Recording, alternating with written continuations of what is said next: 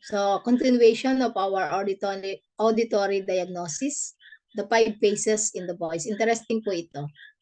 Pakinggan natin. Strength and quality of the voice. Ayan. Pakipakinggan pa lang natin yung ating voice ng ating mga pasyente. O mismong voice natin. The strength of a person's voice will give us an immediate indication of the quality of a person's chi. So, makikita natin yung energy mismo ng tao of whether it is an overall deficient or excess condition. An excess condition, particularly heat, will make a person's voice become louder and more resonant.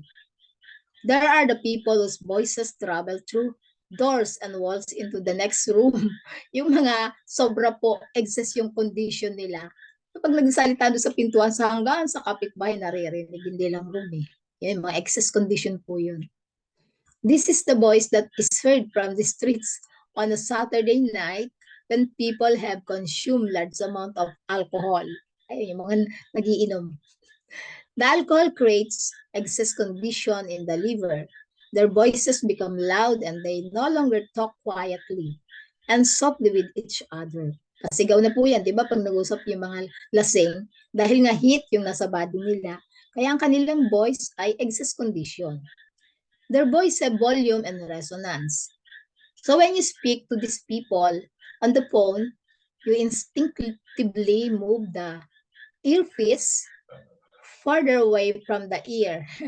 Mabibingi ka. And you lean backward slightly when sitting next to them. The opposite is the case with people whose voice is so quiet and soft that you have to strain your ears and sometimes even physically move closer to them to hear them. Yung talaga didikit ka, ano po yung pakiulit? So, yun po yung mga deficient condition na pasyente. So, these people usually have a chi deficiency condition. They will lack the song chi necessary to give the voice volume.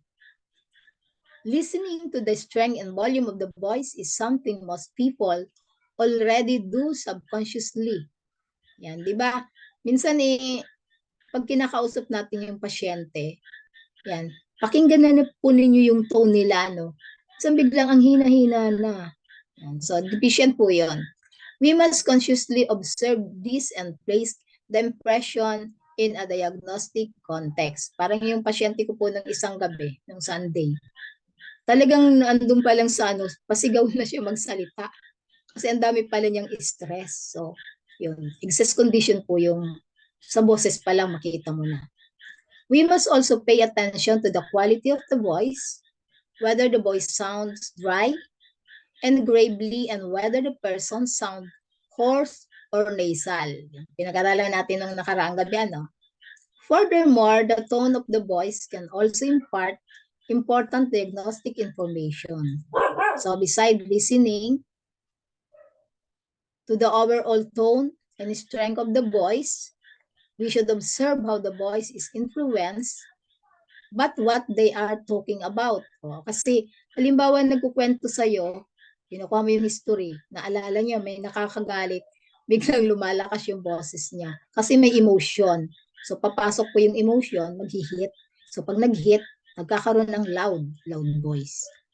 If the quality of their voice changes when talking about a particular subject, situation, or person, this may be an axiological factor that is relevant to their imbalance. So, makikita po yung imbalance. If a person's voice, for example, become harder and more staccato when they talk about their job, it could indicate that their job or work environment is detrimentally affecting their liver chi. Ayun. Siyempre, kung namumroblema siya, stress siya dun sa trabaho, pag na-stress, talaga yung kanyang liver ay maapektuhan. Kaya, halimbawa, nagkukwento sa inyo tungkol sa boss niya, mamaya gumagaral-gal na yung kanyang boses. Yan. So, alam natin na naapektuhan na yung liver ng kanyang trabaho. Emotionally. Conversely, if this person talk about something else and their voice become gentler and more mellow, this may be something that can help to alleviate their imbalance. Yan.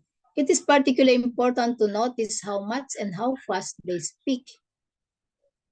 The more heat there is, the more verbose they are and the quicker they talk. So yung mga tao pong mabilis magsalita, may ganito akong pasyente.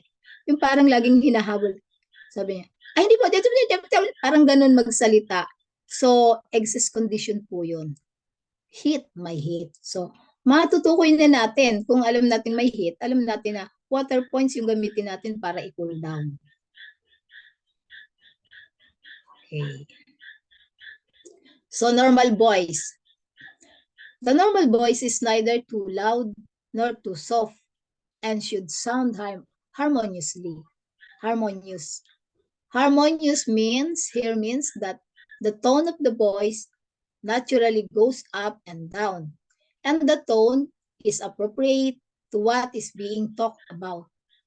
Halimbawa, kausap niyo siyempre pag yung dapat talaga medyo patas yung boses niya, tumataas. Kasi kung medyo exciting pinagkukwentahan ninyo, pero yung pagsasalita niya parang walang kabuhay-buhay. Oo, halimbawa oo, masaya ako. Oo, masaya ako. So, hindi po yun balance.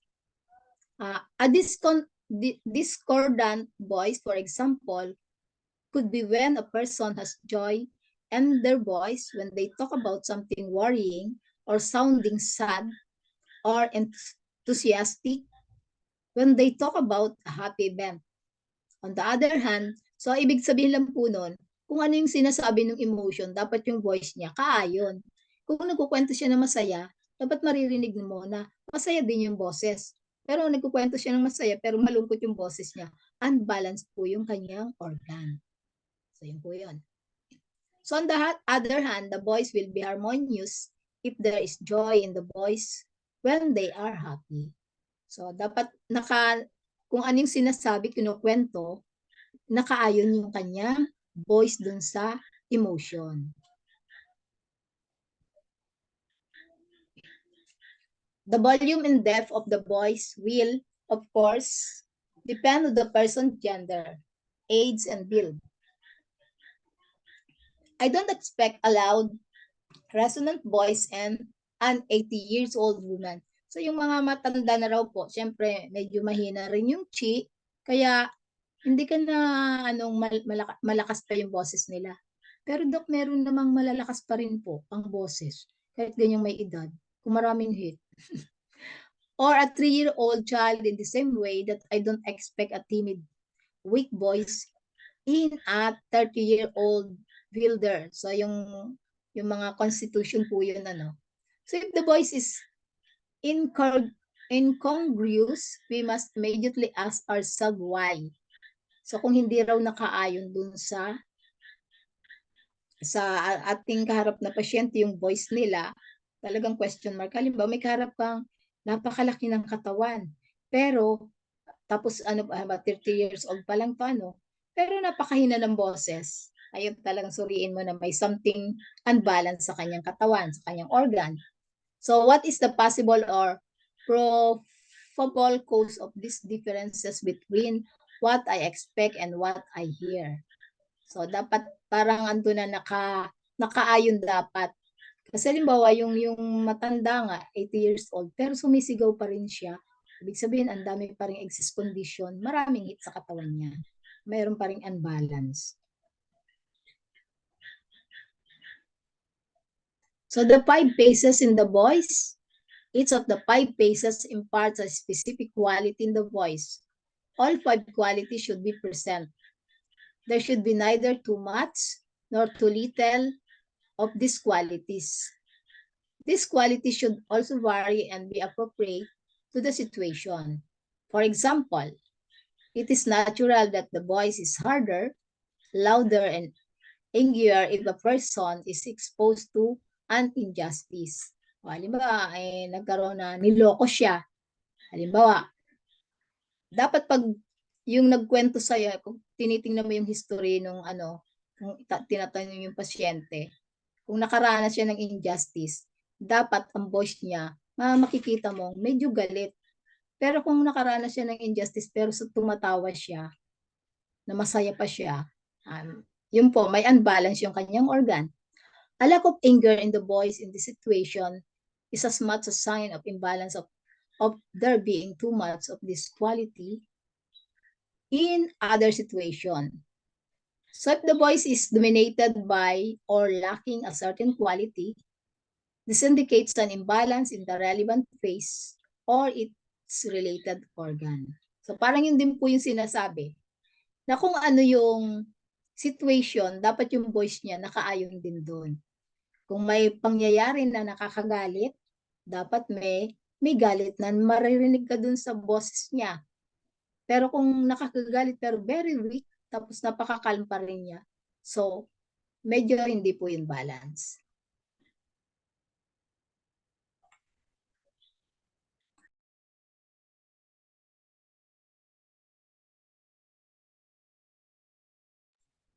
Five elements acupuncture utilities the quality of the voice when determining when constitutional type of a person is.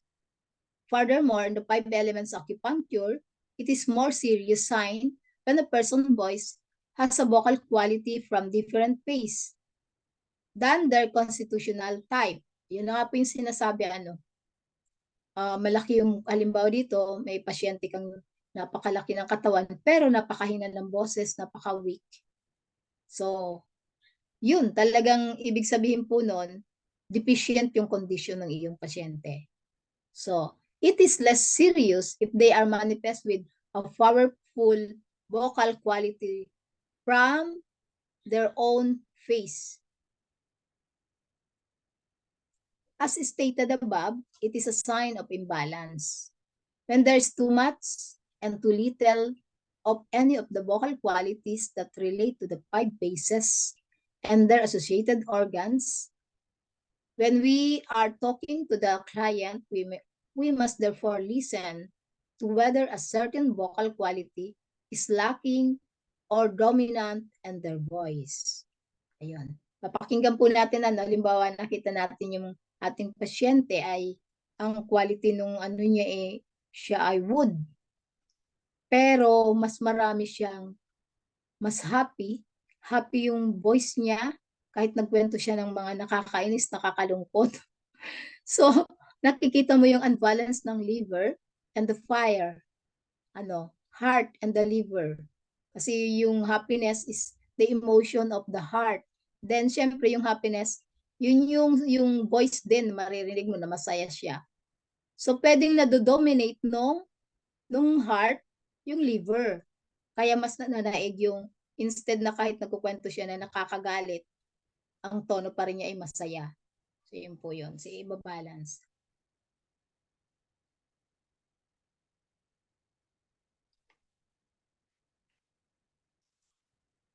Fire, ito po sinasabi ko kanina, joy and laughter. So, ang organ natin ay ang heart, small intestine, pericardium, and triple burner pag nasa fire.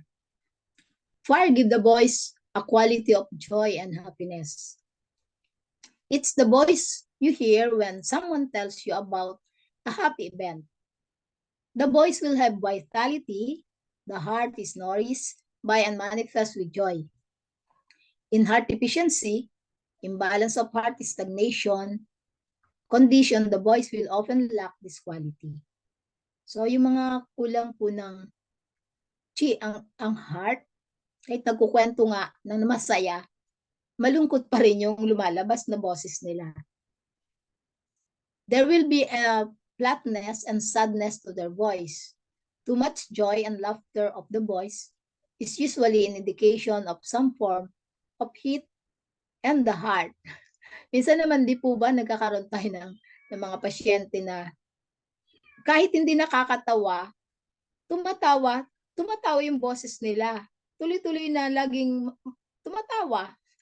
Kahit di po nakakatawa, may ganun eh. So, heart yin deficient, heat will affect the voice. So, there will be nervous laughter. Iba naman po ito. So, this nervous laugh will often end the sentence almost like an inappropriate punctuation mark. So heart fire will be more of the life and soul of the 40 boys. Pag may heart fire naman, yung laging sobrang malakas yung voice nila na laging pasigaw na masaya. Yan po yung may mga heart fire, ano. This person is exaggeratedly jovial, yung sobrang masasayang tao. There can often be an actual laugh rather than a nervous giggle in the middle of the sentence. Yung humahalakhak pagkasalita niya ng isang kwento sa iyo, isang salita pa lang, laging humahalakhak. The voice must be appropriate to what they're talking about. A person whose voice is cheerful and lively or who laughs while talking about something sad. So, mahirap na po ito, ano? Kasi kahit talaga napakalungkot nung kinukwento niya, tumatawa pa rin siya. So, marami po tayong na-encounter na ganitong tao, ano, 'di ba? Na nagkukwento siya malungkot pero tumatawa siya. So, with undoubt undouble double ano, nabubulol na ako. Undoubled, ay nako, Dok, mahirap to. Indicate, pasahin na lang po natin. Indicate a heart imbalance. The question is which one. It could easily be nervousness or embarrassment. So, yan. Which in themselves are manifestation of heart imbalances. So pag naka-encounter po tayo ng ganong mga pasyente natin, ang tututukan po nating i-balance ay yung kanyang heart organ. Kasi nakakalungkot yung kwento niya pero tumatawa siya. Yan. Similarly, a heart imbalance could be manifest by a person who talk about a happy event but has noticeably sad and flat voice. Yun. So, sa voice pa lang, makikita na natin paano natin i-handle ang ating pasyente. Magtotonify tayo. Tapos, siyempre, kung deficient, itotonify natin. May clue ka kaagad. May clue ka na rin kung excess or deficient condition siya. Kasi dun sa lakas ng boses niya. So, malaking tulong po sa dagdag na ano natin ng diagnosis. Bukod sa tinignan natin sa tongue, sa pulse, nagpalpate tayo, plus yung observations sa mga voice. So, malaking tulong po ito. So, yung earth. So, yung organ natin sa earth ay ang spleen and stomach. So, ang voice po nito ay singing. Yan. The earth phase manifests with singing voice. This is a voice that is varied in its tone. The tone fluctuates up and down. It is the voice that you would use when reading a story out loud. A voice that has either too much or too little of this quality indicates a spleen or earth phase imbalance.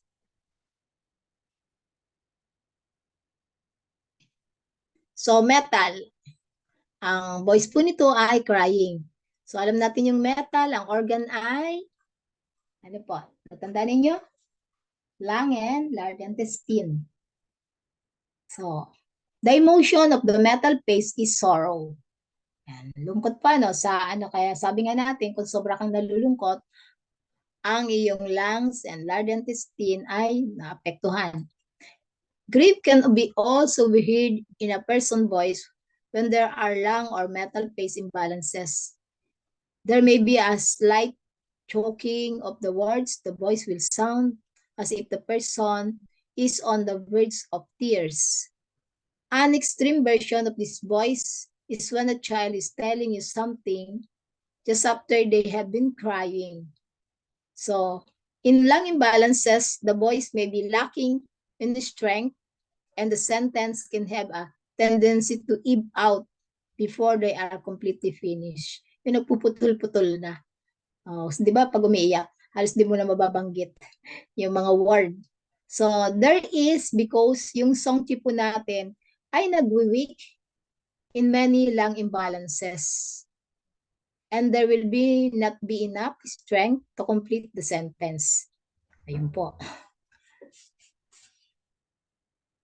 Nag-imbalance na rin ako, hindi ko nababasa na yung ibang word eh. So water. So ang water po, ang organ natin ay ang kidney and urinary bladder. So ano po yung emotion dyan? Ang kanyang voice ay complaining and moaning. So ang emotion niya ay fear. The voice is heard when the kidney or the water phase are out of balance. It is a very flat voice, lacking in tonal vibration. The voice also sounds like it is about to break into tears. It is the opposite of the fire-paced voice, which is full of joy and laughter. So, moaning. Wood. So, ang wood, ang organ natin ay ang liver and gallbladder.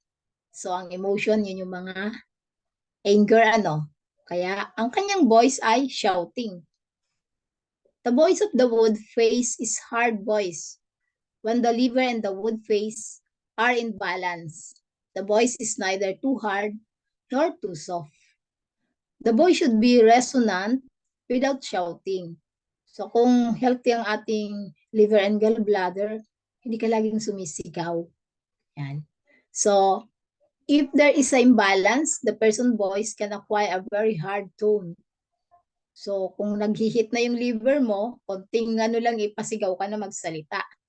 It will have a shouting quality.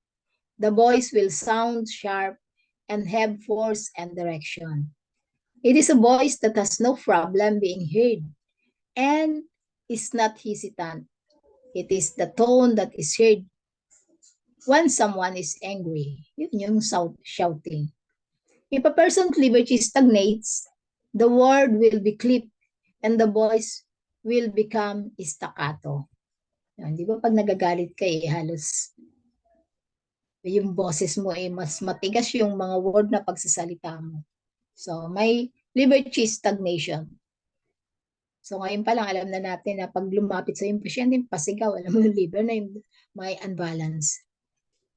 These five-phase qualities can be seen and balancing qualities when you place the five-phase in the cosmological five-phase sequence. So, yung north, south, east, west with earth located in the center. The water phase, flatness in the yin-yang and utilises of the fire phases. So yung fire po, ito yung joyful voice. They are opposite and they therefore balance each other. Too much of one will mean that there is an consequence to little of the other. So, the more happiness there is in the voice, the less flatness there will be and vice versa. This is the fundamental yin and yang principle and dynamics. The more there is, the less yang. Yun. Kaya sabi nga natin, pag mas mataas yung isa, bumababa yung isa. Yun yung the more yin, the less yang. They are opposite that consume each other. If we took at the other axis, the metal phase voice has tendency to be strangled by sorrow. And both the word and sentences have a tendency to ebb out before they are finished. Yan. So pag tumataas kasi yung yang ng sa metal po sa lungs. Pag tumaas yung yang, so mako-consume niya yung yin.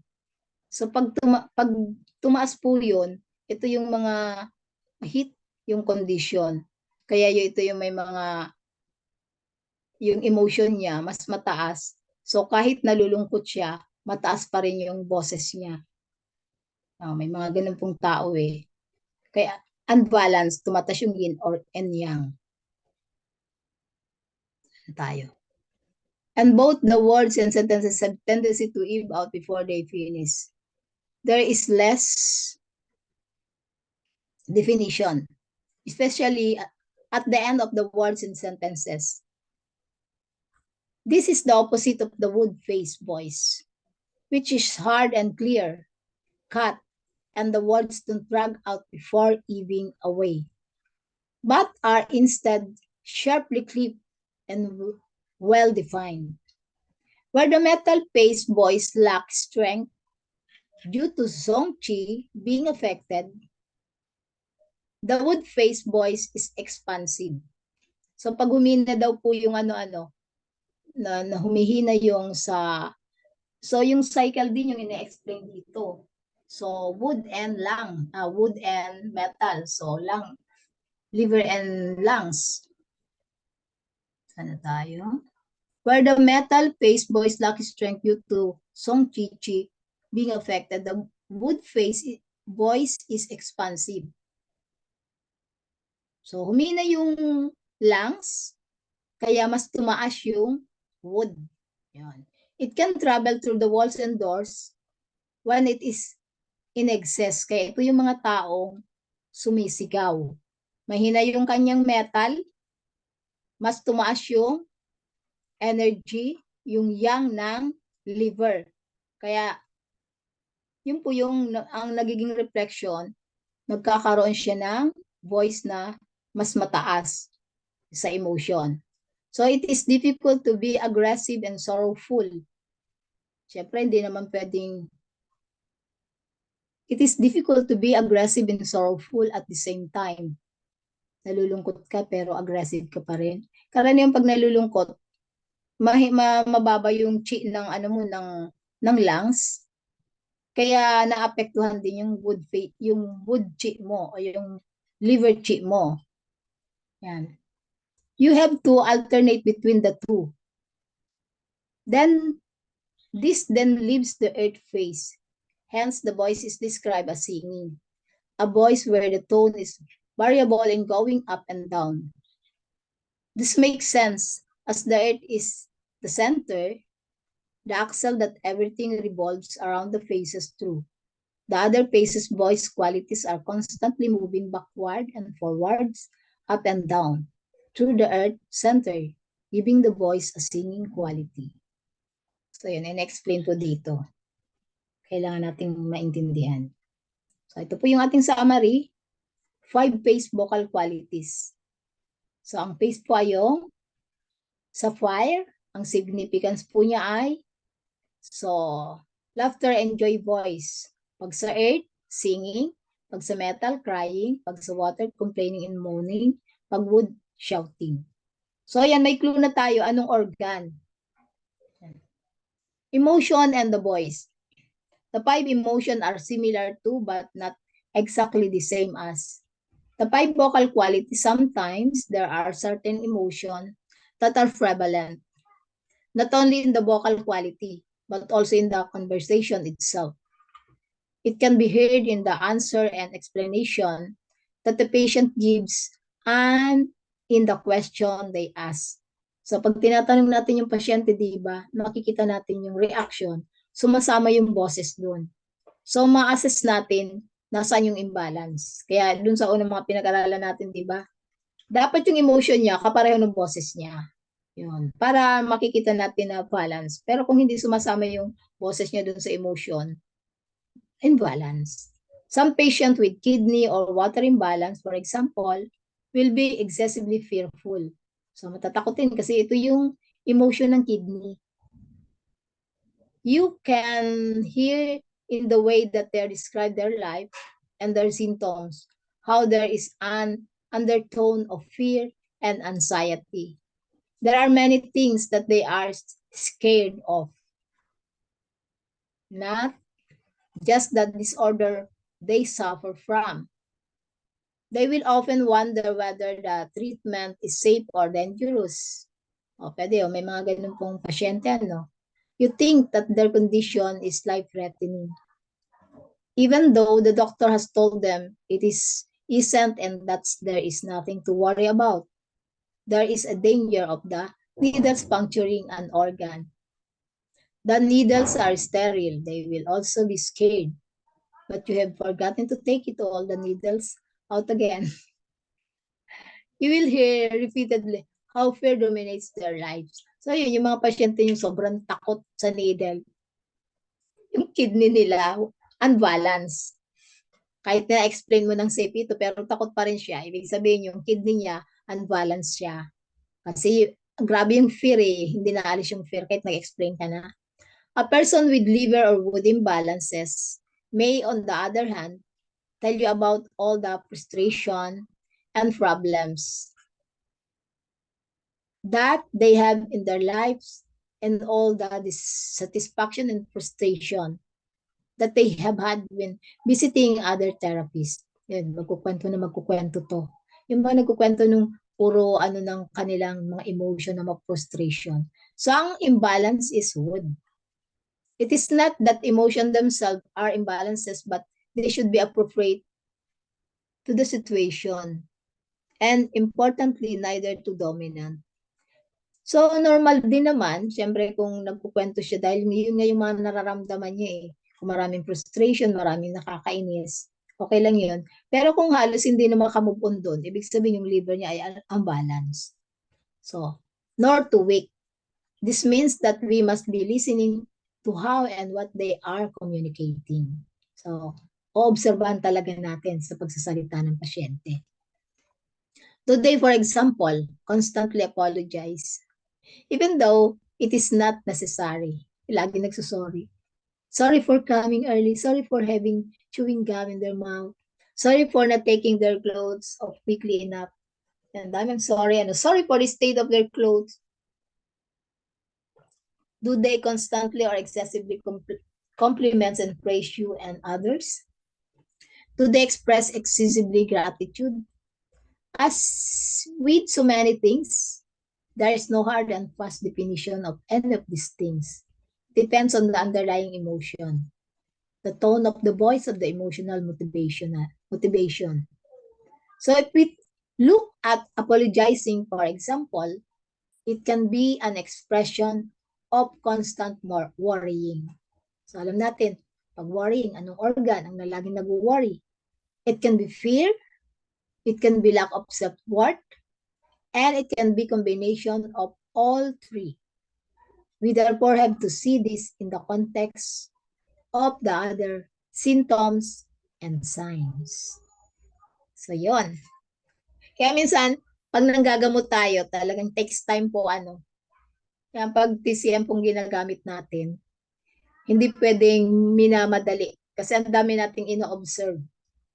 Yan. Kaya kung sobrang daming pasyente natin, hindi rin magandang maraming sobrang pasyente. Kasi hindi magiging maayos o quality yung paggamot mo kasi kukulangin ka ng time. So the emotion in the voice should also be appropriate to the subject being talked about. We listen subconsciously to the tone of the voice as much, if not more than, what is being said. The same sentence can have a multitude of meaning. Ayun, sa ating mga manggagamot, wala dito sa napag-aralan natin na kahit isang salita lang, ang dami nating makukuhang clue dun sa kalagayan ng ating pasyente. Depending on the tone of the voice and where the stress in the sentence is placed. It is also important that the tone of the voice changes in relation to what they are talking about. Sometimes, an imbalance that can be heard in the voice only become obvious when they talk about the subject that generates a certain emotion, such as anger, fear, or sorrow. So ito po yung ating summary, 5 basic emotional qualities. So, kailangan po natin sa observation yung fear and anxiety. Ang significance po nito pag matatakutin ang inyong mga pasyente, siyempre kidney deficiency yan or water imbalances. Pag lagi pong may worry or speculation, splinthy deficiency po yan. Dampness or earth imbalances. Sorrow or grief, siyempre ito po yung emotion ng lungs, kaya lungs or metal imbalances. Anger and frustration, liver wood imbalances. Excessive nutriment or sadness, heart or fire imbalances. Thank you po. Marami tayong natutunan.